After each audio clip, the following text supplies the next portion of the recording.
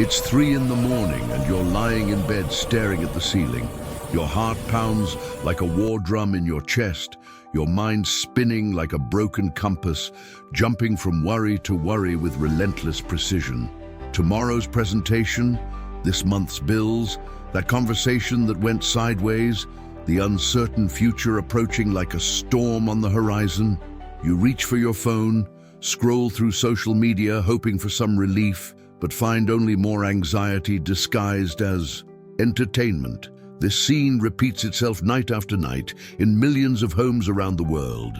We live in the information age, yet we've never been more lost. We have access to all human knowledge at our fingertips, yet our minds have never been more fragmented.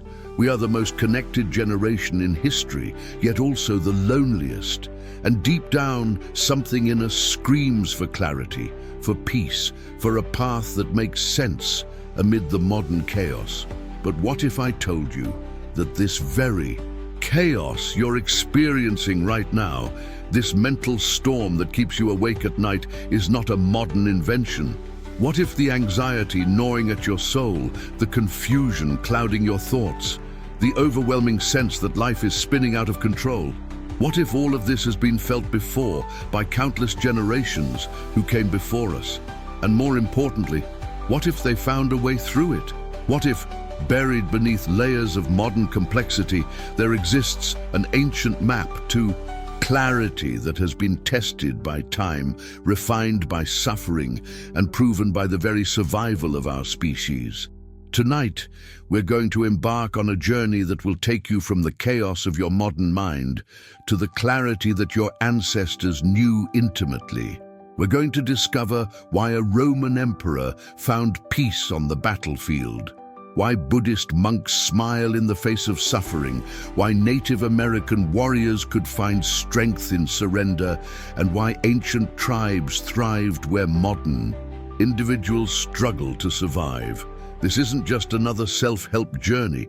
This is a return home to wisdom that flows in your very DNA, waiting to be awakened. The silent scream of modern man. Picture this. You wake up to the jarring sound of your alarm, immediately grab your phone, and before your feet even touch the floor, you're already drowning in a tsunami of notifications, news alerts, and digital demands. Your nervous system, designed for the occasional saber-toothed tiger, is now under constant assault from an invisible army of stressors that never sleep, never retreat, never give you a moment's peace. This is the reality for over 40 million Americans who suffer from anxiety disorders. But the real number is much higher because we've normalized the abnormal. We've made peace with chaos and called it productivity. The modern human mind is like a browser with 47 tabs open, each one playing a different video, demanding attention, creating noise. We multitask our way through life, believing that doing more means being more, that staying busy equals staying relevant. But beneath this frantic activity lies a profound emptiness, a void that no amount of achievement, consumption, or digital connection can fill. We are the first generation in human history to have everything our ancestors could have dreamed of. Yet we're also the first to report such widespread feelings of meaninglessness and despair. Consider the paradox. We have more ways to connect than ever before, yet loneliness has become an epidemic so severe that the UK appointed a Minister of Loneliness. We have access to more information than all previous generations combined, yet we feel more confused about what's true and what matters. We have more entertainment options than Roman emperors could have imagined, yet depression rates continue to climb. We have more comfort and safety than any humans in history, yet anxiety disorders are skyrocketing. Something is fundamentally wrong with this picture. The truth is, we've become strangers to ourselves. We've outsourced our attention to algorithms, our decision-making to experts, our sense of worth to social media metrics. We've created a world where we're constantly stimulated but rarely satisfied, always connected but never truly seen, perpetually busy but profoundly unfulfilled. We've traded the deep, slow wisdom of our ancestors for the shallow, fast information of the digital age. And our souls are paying the price. But here's what's fascinating: this hunger for clarity, this desperate search for meaning, this ache for something real and lasting. It's not a bug in the human system, it's a feature. It's your ancestral DNA calling you home. Every sleepless night, every moment of existential dread, every time you feel lost in the noise of modern life, something ancient within you is trying to wake up. It's the same force that helped your ancestors navigate ice ages, build civilizations, and find meaning in the face of unimaginable hardship. The problem isn't that we're broken, it's that we've forgotten who we are. We've lost touch with the deep wells of wisdom that sustained humanity for thousands of years. We've become so focused on the next upgrade, the next achievement, the next distraction, that we've forgotten the timeless truths that actually create lasting peace and clarity. But those truths are still there, waiting for us to remember. When our ancestors faced the original chaos, imagine you're a human being 50,000 years ago. The sun is setting, and you're huddled with your tribe around a fire that represents the thin line between life and death. Beyond the circle of light, predators prowl in the darkness. The weather is unpredictable, food is scarce, and death lurks around every corner. By all modern standards, life should have been nothing but terror and chaos. Yet archaeological evidence suggests that our ancestors were remarkably resilient, mentally stable, and capable of finding joy and meaning even in the harshest conditions. What did they know that we've forgotten? The first thing our ancestors understood was that chaos is not the enemy, it's the teacher. When that first human faced a raging storm, they didn't have weather apps to predict it, insurance to protect against it, or heated shelters to hide from it. They had to develop something far more powerful: the ability to find calm within the storm itself. They learned that external chaos was inevitable, but internal chaos was optional. This wisdom was born from necessity. When you can't control the weather, you learn to control your response to it. When you can't predict when food will be available, you learn to find peace with uncertainty. When death is a constant companion, you learn to find meaning in each moment of life. Our ancestors didn't have the luxury of believing they could control everything, so they developed something far more valuable: the wisdom to thrive with whatever came their way. Ancient tribes understood something that modern psychology is just rediscovering: that resilience isn't about avoiding difficulty, it's about dancing with it. They knew that the same storm that could destroy them could also strengthen them, that the same uncertainty that could paralyze them could also teach them to be present, that the same hardship that could break them could also forge them into something unbreakable. Consider the Native American concept of the vision quest, a rite of passage where young people would go alone into the wilderness without food or shelter to face their fears and discover their purpose. This wasn't considered cruel or dangerous. It was considered essential. They understood that clarity comes not from comfort, but from confronting chaos with courage. They knew that wisdom isn't learned in classrooms, but earned in the crucible of real experience. Or think about the ancient Stoics, who deliberately practiced poverty, discomfort, and loss. Not because they were masochistic, but because they understood that the mind that can find peace in difficulty is the mind that can find peace anywhere. They knew that if you can only be happy when everything goes your way, you'll spend most of your life unhappy, because life rarely goes according to plan. Our ancestors lived with a profound understanding that we've lost, that the goal of life isn't to eliminate chaos, but to find the eye of the storm within ourselves. They knew that external circumstances would always be beyond their complete control, so they focused their energy on the one thing they could control: their response to those circumstances. This is why ancient wisdom traditions all point to the same fundamental truth: that peace comes not from changing the world to fit our preferences, but from changing our relationship to the world as it is. Our ancestors didn't have the option of endless distraction, so they developed the capacity for deep presence. They didn't have the illusion of total control, so they cultivated the wisdom of intelligent surrender. They didn't have the luxury of avoiding difficulty, so they learned to transform obstacles into opportunities.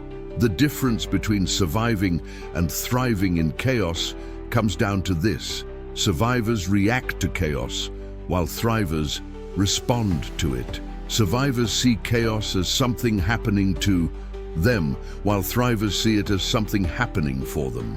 Survivors try to eliminate uncertainty, while thrivers learn to dance with it. This isn't just philosophical speculation. It's practical wisdom that kept our species alive and helped us flourish in conditions that would break most modern minds. The ancestral map, philosophies that crossed millennia. Throughout human history, in every corner of the world, in every culture and civilization, certain truths have emerged again and again.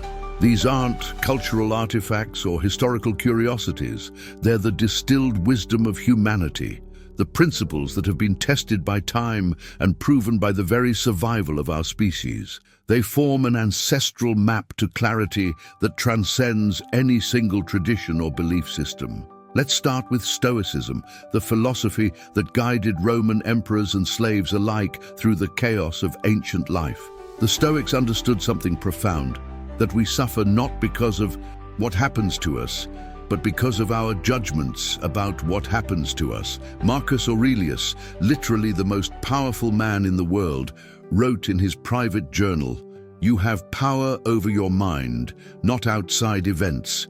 Realize this, and you will find strength." This wasn't theoretical philosophy for him. This was practical wisdom for leading an empire while maintaining inner peace. The Stoics developed what they called the discipline of desire, the practice of wanting what happens, rather than demanding that what we want happens. This isn't passive resignation, it's active engagement with reality as it is, rather than as we wish it were. They understood that the person who can find peace with what is has found the key to unshakable happiness, because they're no longer dependent on external circumstances for their inner state. Then there's Buddhism, which emerged from Prince Siddhartha's recognition that suffering is an inevitable part of life, but that our relationship to suffering can be transformed. The Buddha's first noble truth isn't that life is suffering, it's that life contains suffering, and that our attempts to avoid this truth actually create more suffering. The Buddhist path isn't about eliminating pain, it's about eliminating the resistance to pain that turns pain into suffering. Buddhist meditation practices train the mind to observe thoughts and emotions without being consumed by them. They teach us to become the witness of our experience rather than the victim of it. This creates what Buddhists call equanimity, a state of calm presence that remains stable regardless of external circumstances. It's not indifference, it's the deepest form of engagement, because it allows us to respond to life from wisdom rather than react from fear. Taoism offers yet another perspective, teaching us to flow like water through the obstacles of life. The Tao Te Ching tells us that water is fluid, soft, and yielding, but water will wear away rock, which cannot yield and is indestructible, or so it seems. This isn't about being weak or passive. It's about understanding that the softest things in the world can overcome the hardest, that flexibility is often stronger than rigidity, that sometimes the most powerful response is to yield rather than resist. The Taoist concept of Wu Wei, often translated as non-action, doesn't mean doing nothing. It means acting in accordance with the natural flow of life, rather than against it. It's the difference between swimming upstream and swimming with the current. Both require effort, but one works with the natural order while the other fights against it. Indigenous wisdom traditions from around the world share a common understanding of our interconnectedness with all life. Native American traditions speak of the web of life, where every action ripples through the entire system. African Ubuntu philosophy teaches that I am because we are, that Individual well-being is inseparable from collective well-being. These traditions understand that the isolation and disconnection that plague modern life are not just personal problems, but spiritual emergencies that cut us off from the source of our strength. What's remarkable is that these philosophies emerged independently in different parts of the world, at different times in history, yet they all point to the same fundamental truths. They all recognize that external circumstances are largely beyond our control, but our response to those circumstances is entirely within our power. They all understand that peace comes not from getting what we want, but from wanting what we get. They all teach that the path to clarity runs through acceptance, not avoidance, of life's inherent uncertainty and difficulty. These aren't just ancient ideas. They're timeless principles that are being validated by modern neuroscience and psychology. Research shows that people who practice acceptance-based approaches to stress have lower levels of anxiety and depression. Studies demonstrate that mindfulness meditation literally changes the structure of the brain, strengthening areas associated with emotional regulation and weakening areas associated with fear and reactivity. The wisdom our ancestors knew intuitively, we're now proving scientifically. But here's the crucial point. These philosophies survived not because they were written in books, but because they worked. They helped people find peace in chaos, meaning in suffering, and strength in uncertainty. They were passed down not as abstract theories, but as practical tools for living. They represent humanity's greatest discoveries about how to be human, how to find clarity in confusion, how to create inner peace regardless of outer circumstances. The lost art of accepting what we cannot control. In our modern world, we've been sold a dangerous lie, that we can control everything if we just try. Hard enough, plan well enough, work smart enough. We've created entire industries around this illusion. Life coaches promising to help us manifest our dreams, productivity gurus selling systems for total life optimization, self-help books claiming we can think our way to any outcome we desire.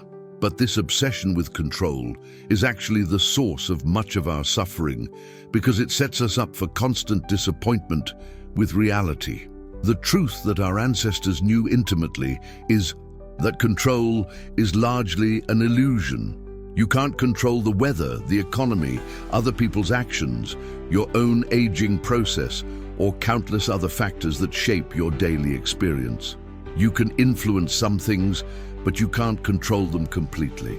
And the energy you spend trying to control the uncontrollable is energy stolen from the one thing you actually can control, your response to what happens. Marcus Aurelius, who had more power than almost any human in history, understood this deeply.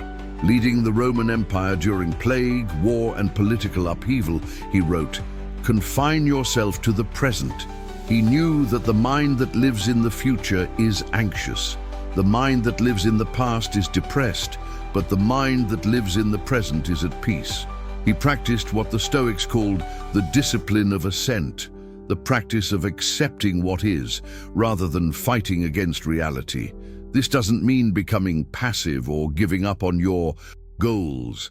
It means understanding the difference between what's up to you and what's not up to you, and focusing your energy accordingly. The Stoics identified 3 things that are completely up to you: your judgments, your decisions, and your actions.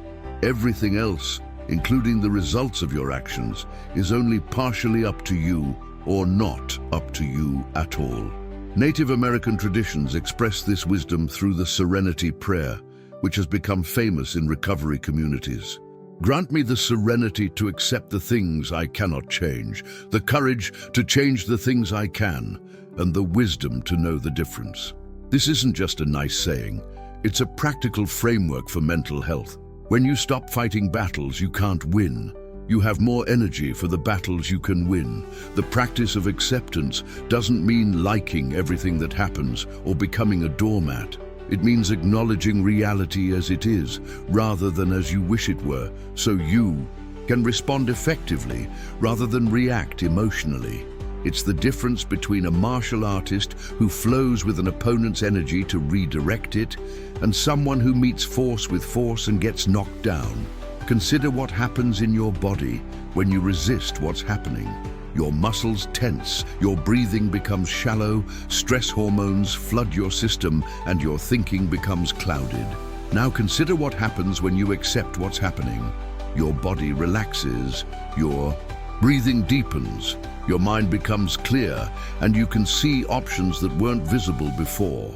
Acceptance isn't giving up, it's clearing the fog so you can see the path forward. One of the most powerful practices for developing acceptance is what psychologists call radical acceptance, the complete acknowledgement of reality without judgment or resistance.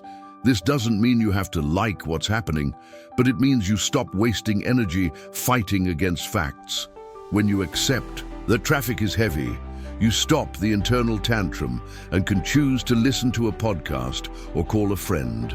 When you accept that your relationship ended, you stop the mental replay of what went wrong and can begin the process of healing and moving forward. The relief that comes from intelligent surrender is profound. It's like putting down a heavy backpack you didn't realize you were carrying. Suddenly, you have energy for what actually matters.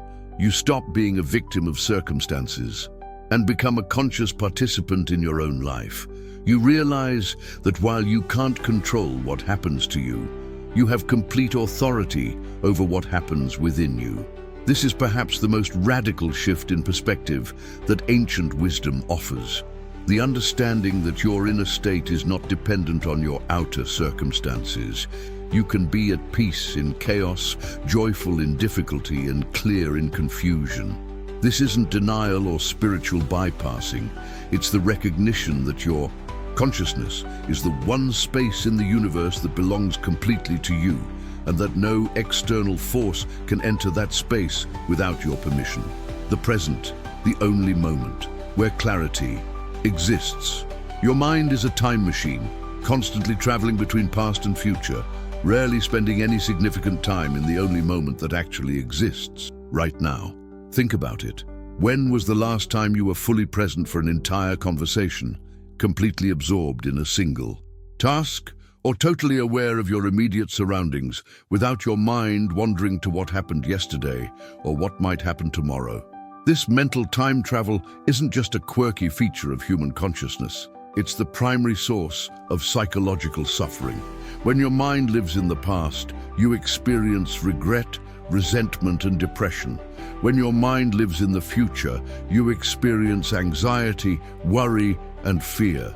But when your mind rests in the present moment, something remarkable happens. Suffering dissolves, clarity emerges, and peace becomes possible. Our ancestors understood this intuitively because they had no choice. A hunter tracking prey couldn't afford to be lost in thoughts about yesterday's failed hunt or tomorrow's potential dangers. Their survival depended on complete presence, total awareness of what was happening right now. This wasn't a spiritual practice for them, it was a practical necessity. But in developing this capacity for presence, they discovered something profound, that the present moment is not just where life happens, it's where peace lives. Buddhist meditation traditions have spent over 2,500 years developing techniques for training the mind to rest in present moment awareness. They discovered that thoughts are like clouds passing through the sky of consciousness. They come and go, but the sky itself remains unchanged. When you identify with the sky rather than the clouds, you find a stability that no external circumstance can shake. The practice of mindfulness, paying attention to what's happening right now without judgment, has been scientifically proven to reduce anxiety, depression, and stress while increasing focus, emotional regulation, and overall well-being. But mindfulness isn't just a technique, it's a way of being that recognizes the present moment as the only place where life actually occurs. Consider this. You can't change the past, no matter how much mental energy you spend replaying it. You can't control the future no matter how much time you spend worrying about it, but you can fully engage with what's happening right now, and that engagement is where your power lies. Every moment of presence is a moment of freedom from the mental prison of past and future. The irony is that by trying to live everywhere except the present, we miss the very life we're trying to improve. We're so busy planning for happiness that we miss the happiness available right now. We're so focused on avoiding future pain that we create present suffering. We're so concerned with learning from the past that we fail to learn from what's happening in this moment. Ancient hunting traditions teach us about what they called soft focus, a state of relaxed awareness where you're not focused on any one thing, but aware of everything. This is the opposite of the narrow, intense focus that characterizes most modern mental activity. Soft focus allows you to notice subtle changes in your environment, to sense opportunities and dangers before they become obvious, to respond to life with wisdom rather than react with habit. This quality of presence isn't just useful for hunters, it's essential for anyone who wants to live with clarity and peace. When you're truly present, you notice things you normally miss: the quality of light in the room, the expression on someone's face, the sensation of your breath, the feeling of your feet on the ground. This isn't just pleasant awareness, it's practical intelligence, because the present moment contains all the information you need to make wise decisions. The practice of presence also reveals something remarkable: that most of your problems exist only in your thoughts about the past or future, not in your actual present moment experience. Right now, as you're reading or listening to these words, are you actually in danger? Are you actually lacking what you need in this moment?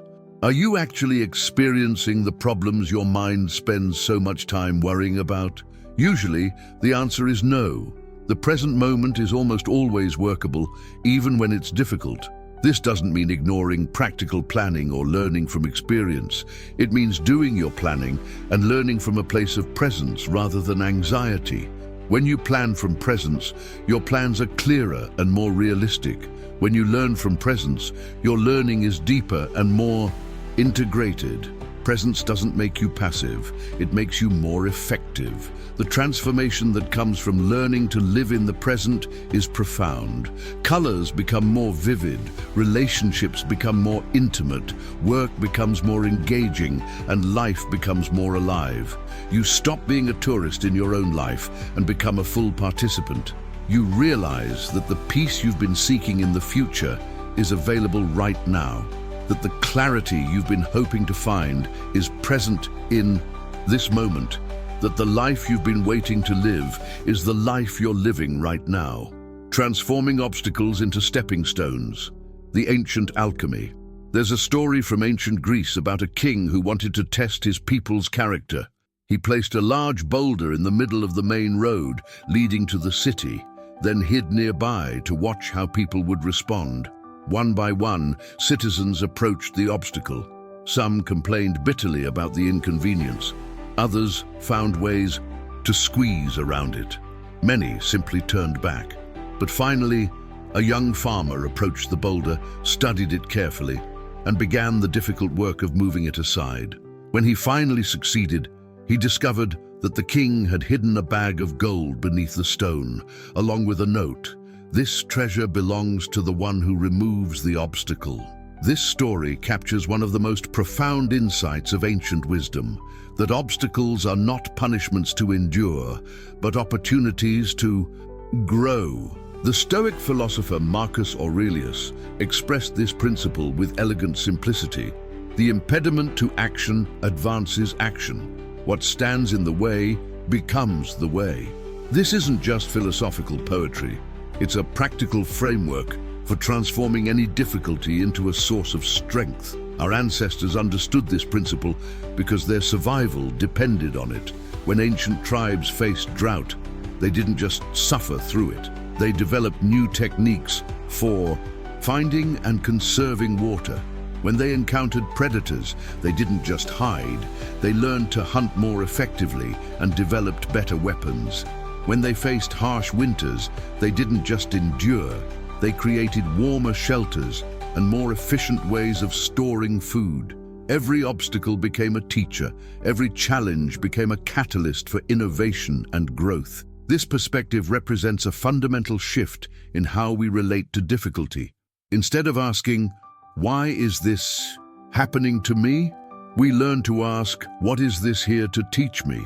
Instead of seeing ourselves as victims of circumstances, we recognize ourselves as students of life. Instead of trying to eliminate all obstacles, we develop the skills to transform them into stepping stones. Consider the Japanese art of kintsugi, where broken pottery is repaired with gold, making the repaired piece more beautiful and valuable than the original. This practice embodies a profound philosophy that our breaks and cracks don't diminish us. They can actually make us more beautiful.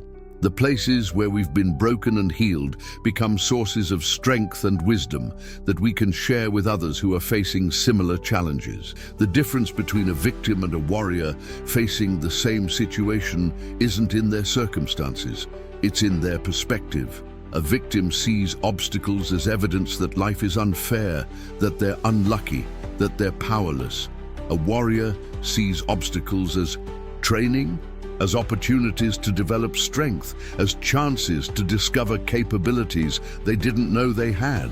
Both might face the exact same challenges, but they'll have completely different experiences and completely different outcomes.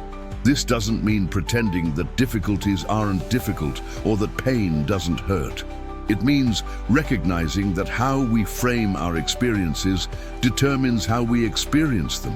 When you see a challenge as an opportunity to grow, your brain literally changes how it processes the situation.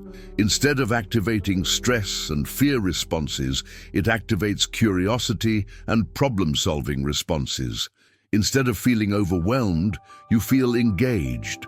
Instead of feeling helpless, you feel empowered.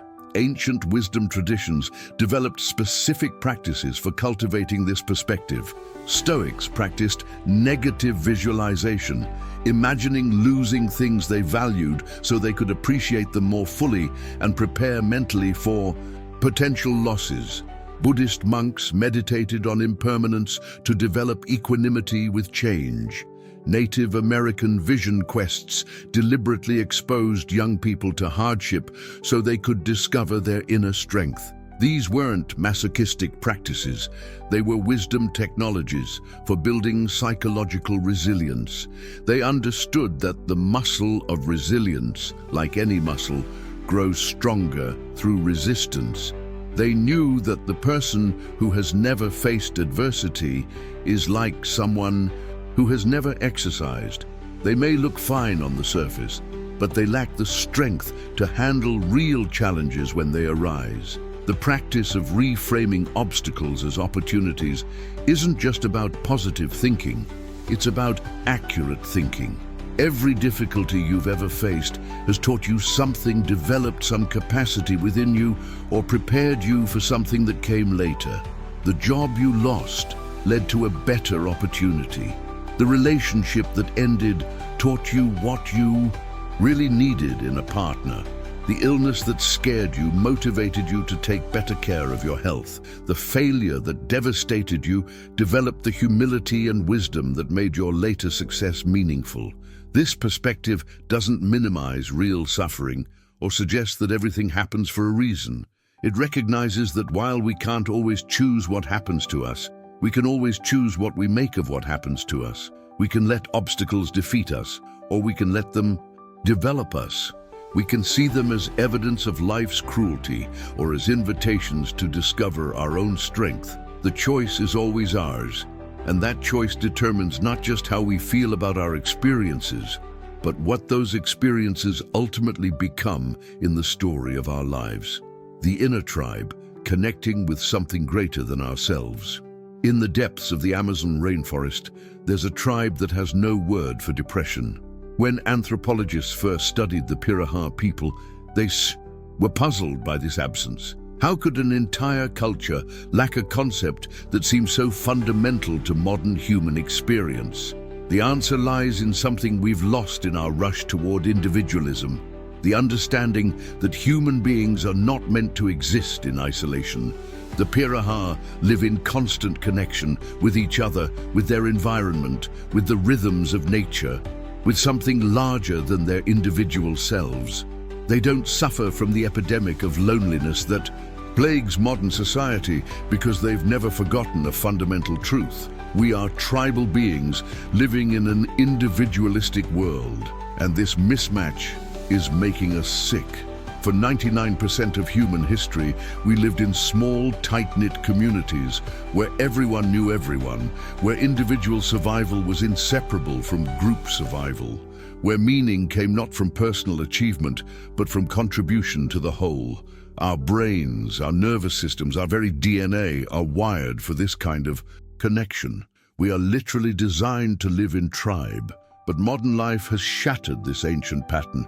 We live in cities surrounded by strangers, work in jobs that feel disconnected from any larger purpose, and spend our evenings isolated in our homes, staring at screens, instead of sitting around fires sharing stories.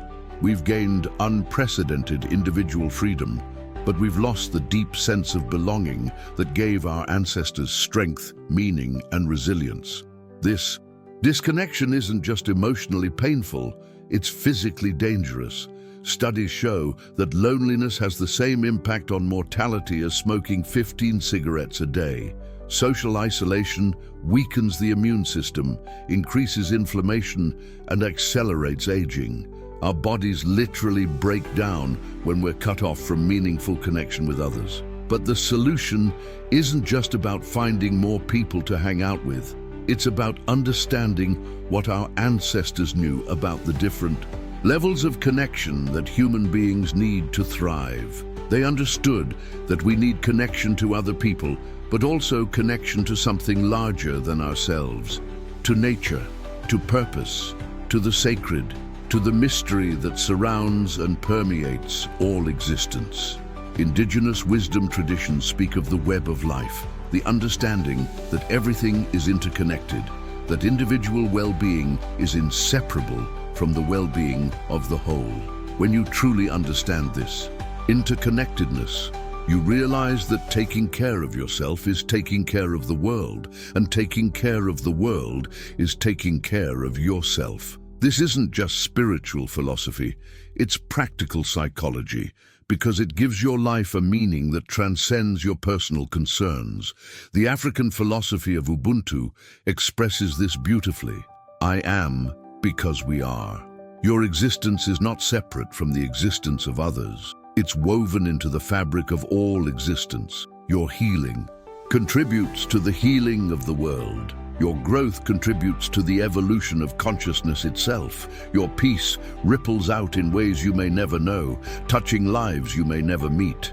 This understanding transforms how you relate to your own struggles and challenges. Instead of seeing them as personal failures or evidence of your inadequacy, you begin to see them as part of the larger human experience. You realize that your pain is not just your pain, it's the pain that all humans face in different forms. Your healing is not just your healing, it's a contribution to the healing of the human condition itself. Creating your tribe in the modern world doesn't mean you need to move to a commune or abandon technology.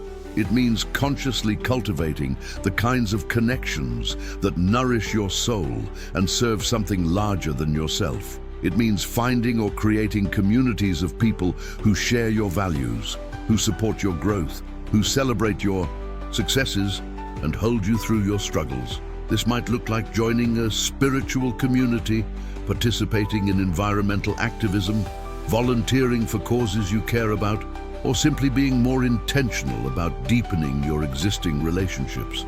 It means moving beyond surface-level social interactions to the kind of authentic sharing that creates real intimacy and mutual support. It also means developing a personal relationship with the sacred, whatever that means to you. This might be through traditional religious practice, time in nature, meditation, art, music, or any activity that connects you to something larger than your individual concerns. The specific form doesn't matter. What matters is the recognition that you are part of something magnificent and mysterious that deserves your reverence and service. Ancient traditions understood that this connection to the sacred isn't just personally fulfilling, it's psychologically stabilizing. When you know that your life has meaning beyond your personal happiness, you can weather difficulties that would otherwise overwhelm you. When you feel held by something larger than yourself, you don't have to carry the weight of existence alone. When you understand your place in the web of life, you find a peace that doesn't depend on your circumstances. The healing of our modern isolation begins with the recognition that separation is an illusion. You are not alone, you have never been alone, and you cannot be alone because you are an inseparable part of the whole. Your task is not to create connection, it's to remember the connection that already exists and to live in alignment with that truth. The natural rhythm, synchronizing with life's cycles. In our 24/7, always-on, perpetually productive modern world, we've declared war on one of the most fundamental aspects of existence, the natural rhythm of life. We've created artificial light to eliminate the cycle of day and night, climate control to ignore the seasons, and stimulants to override our body's need for rest. We've convinced ourselves that the ideal human is a machine that operates at consistent output regardless of natural cycles. But this fight against our own nature is exhausting us and making us sick. Our ancestors lived in intimate relationship with natural rhythms because they had no choice. They rose with the sun and slept with the darkness. They worked intensively during planting and harvest, seasons, and rested during winter. They honored the cycles of the moon, the migration patterns of animals, and the subtle changes in weather and light that marked the passage of time. This wasn't primitive ignorance. It was sophisticated wisdom about how to live in harmony with the forces that govern all life. Modern science is rediscovering what our ancestors knew intuitively, that every living system operates in cycles. Your body temperature, hormone levels, cognitive function, and emotional state all fluctuate in predictable patterns throughout the day, month, and year. Your creativity, energy, and motivation naturally ebb and flow like tides. Fighting against these rhythms is like swimming upstream. It's possible for a while, but it's exhausting and ultimately unsustainable. Consider the simple cycle of day and night. Your body produces different hormones at different times, preparing you for activity during the day and rest at night. But modern life floods us with artificial light that confuses these ancient systems, leading to sleep disorders, depression, and a host of other health problems. We've gained the ability to be productive at any hour, but we've lost the deep, restorative rest that comes from aligning with natural darkness. The seasonal cycle offers another profound teaching about the rhythm of life. Spring is a time of new beginnings, fresh energy, and rapid growth. Summer is a time of full expression, maximum activity, and abundant harvest. Fall is a time of gathering wisdom, preparing for challenges, and letting go of what no longer serves. Winter is a time of rest, reflection, and deep renewal. These aren't just weather patterns, they're templates for how to live. Yet modern culture treats every season like summer, demanding constant growth, perpetual productivity, and endless expansion. We've forgotten that periods of rest and reflection aren't laziness, they're essential for sustainable success. We've lost the wisdom of winter, the understanding that sometimes the most productive thing you can do is stop producing and allow yourself to restore and renew. Indigenous cultures understood that human life follows these same patterns on multiple timescales. There are daily cycles of energy and rest, monthly cycles that affect mood and creativity, yearly cycles that call for different kinds of activity, and longer life cycles that move from the spring of youth through the winter of old age. Each phase has its own gifts and challenges, its own appropriate activities and attitudes.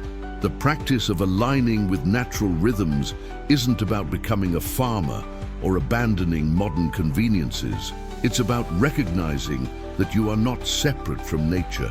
You are nature.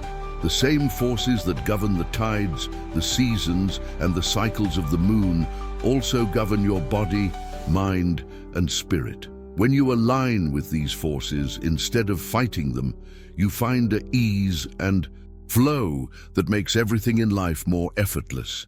This might mean honoring your natural energy patterns instead of forcing yourself to be productive at times when your body wants to rest. It might mean recognizing that your creativity has seasons, times when ideas flow easily, and times when you need to gather inspiration. It might mean understanding that your relationships, career, and personal growth all have natural cycles of expansion and contraction, activity and rest, learning and integration. Creating personal rituals based on natural cycles can help you reconnect with these ancient rhythms.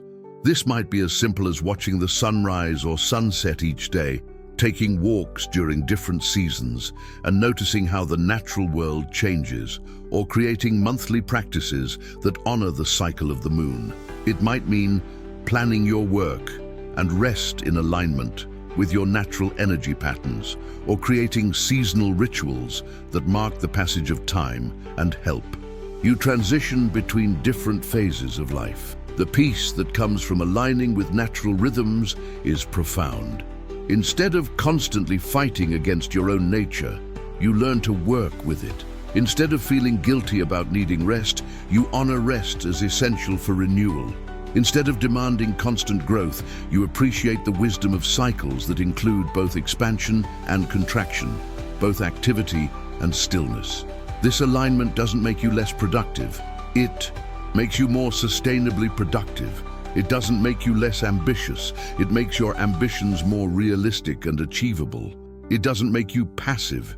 It makes your actions more powerful because they're aligned with natural forces rather than fighting against them.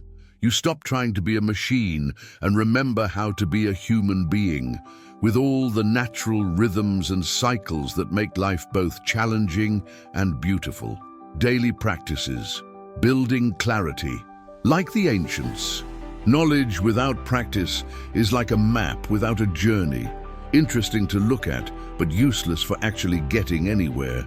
The ancient wisdom we've explored isn't meant to be admired from a distance. It's meant to be lived, breathed, and integrated into the fabric of your daily existence. Our ancestors didn't just think about these principles. They embodied them through daily practices that shaped their minds, hearts, and spirits over time. The power of daily practice lies not in any single session, but in the cumulative effect of consistent engagement with wisdom over time. Just as a river carves a canyon through steady, persistent flow, daily practices gradually reshape your consciousness, creating new neural pathways and dissolving old patterns of reactivity and suffering. Let's begin with the morning, which ancient traditions recognized as the most important time of day for setting your mental and spiritual foundation.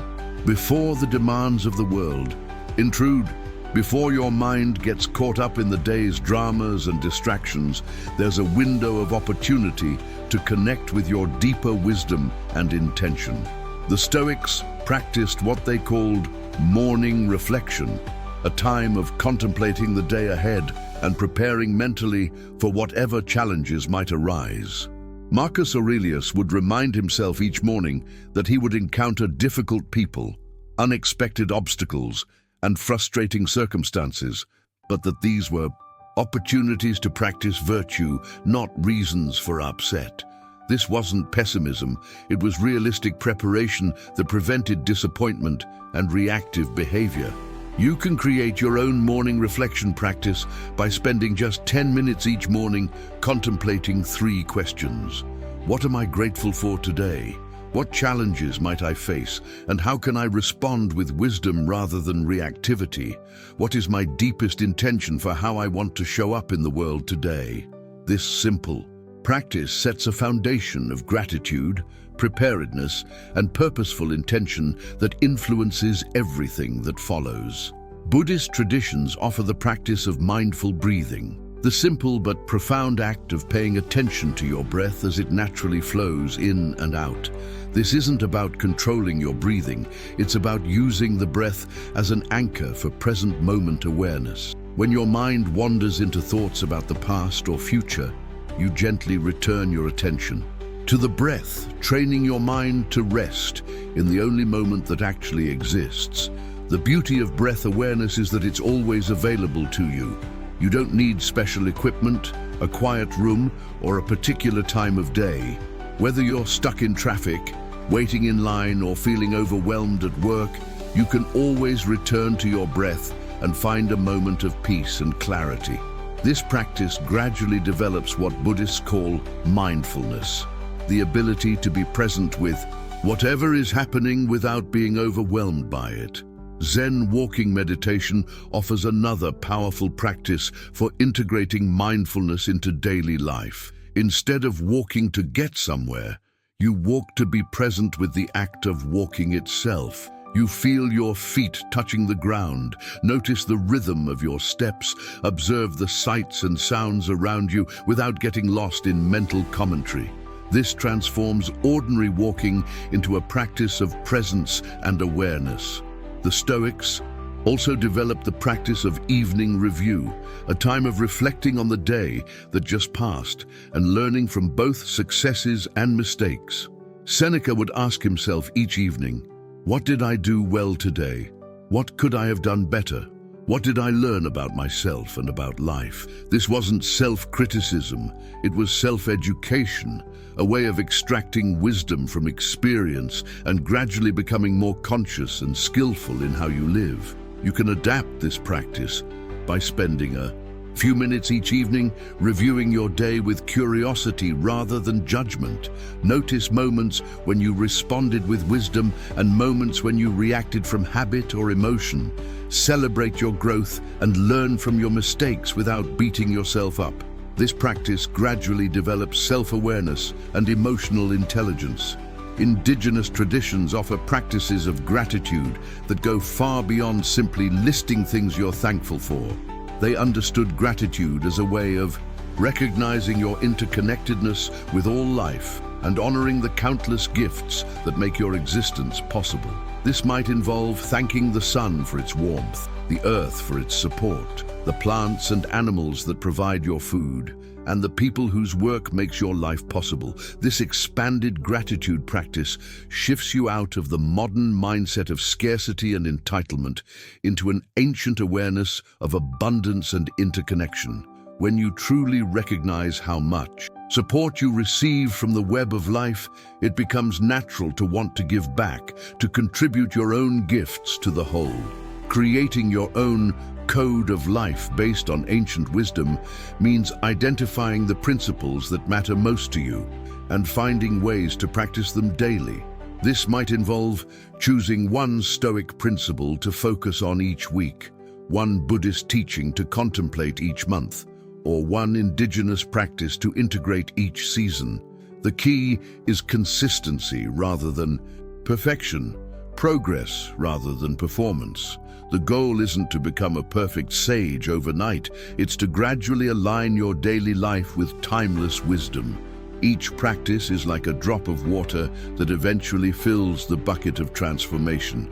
Each moment of presence, each choice to respond rather than react, each act of gratitude or compassion gradually reshapes who you are and how you experience life. Remember that our ancestors didn't practice these teachings because they were already wise. They became wise through practicing these teachings. The path to clarity isn't about having all the answers. It's about living the questions with courage, curiosity, and commitment to growth. Every day offers new opportunities to practice ancient wisdom in modern circumstances, to bridge the gap between timeless truth and contemporary life. The legacy of clarity, becoming an ancestor for the future.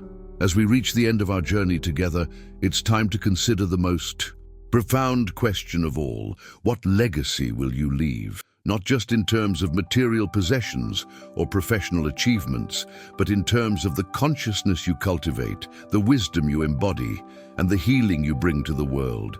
Every moment of clarity you achieve, every practice you commit to, every choice to respond with wisdom rather than react with habit, creates ripples that extend far beyond your individual life. Our ancestors understood something that we've largely forgotten in our individualistic culture, that we are not isolated beings living separate lives, but interconnected parts of an ongoing human story that stretches back thousands of generations and forward into an unknown future.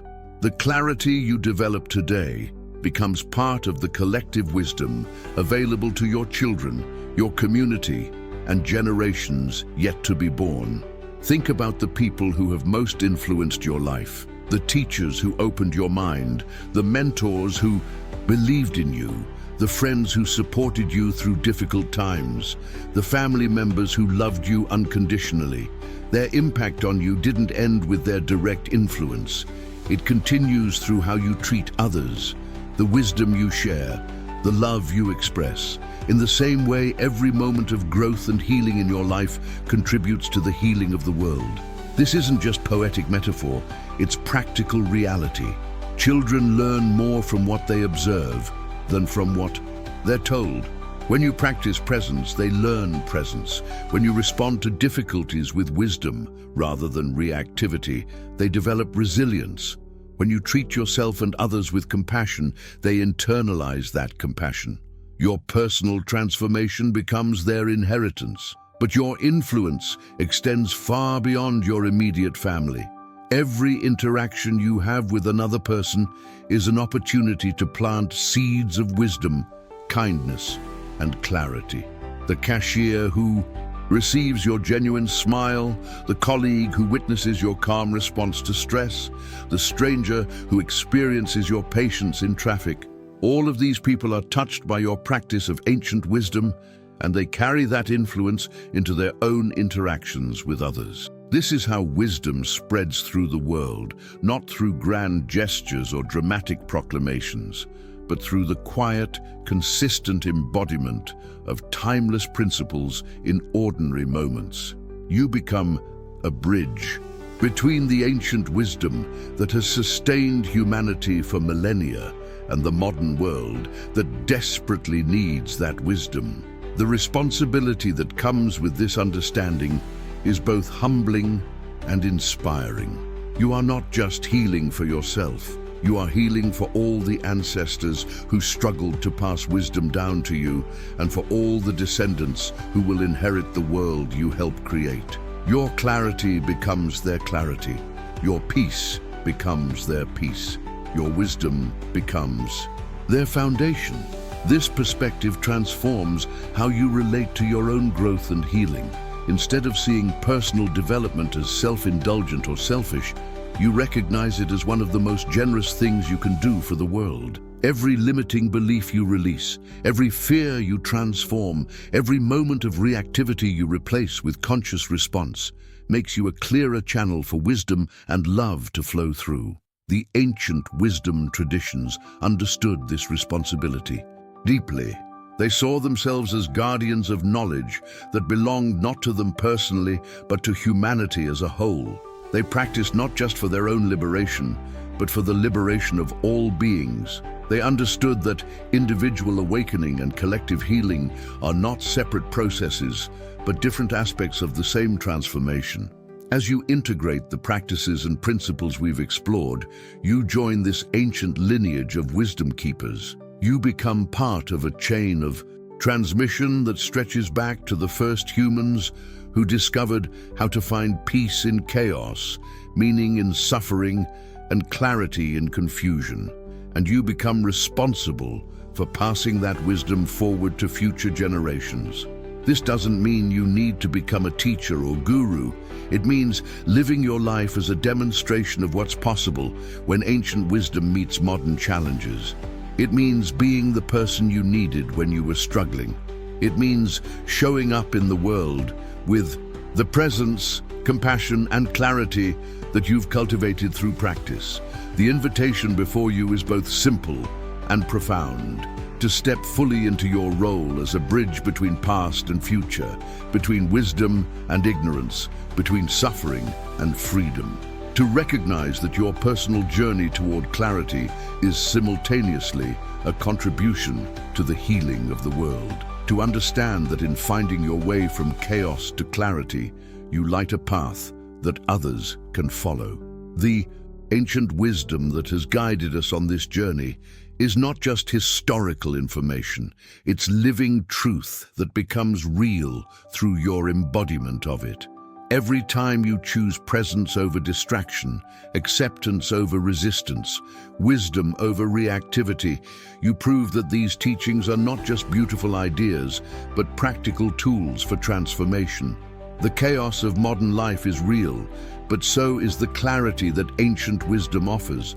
The confusion of our times is genuine, but so is the path that our ancestors walked before us. The challenges we face are unprecedented in their specific forms, but the human capacity for wisdom, resilience, and transformation is timeless. Your journey from chaos to clarity is not just your journey, it's humanity's journey. Your healing is not just your healing, it's the world's healing. Your awakening is not just your awakening, it's the awakening of consciousness itself. This is the ultimate teaching of ancient wisdom, that we are not separate from each other or from the whole, and that every step toward clarity we take together brings us closer to the world we all long to live in. The path is ancient, but your walk on it is unique. The wisdom is timeless, but your expression of it is original.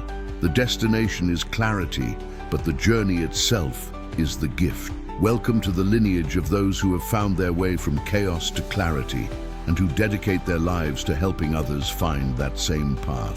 Dasaki, ancestors are proud, the future is grateful, and the present moment is waiting for you to step fully into who you're meant to become.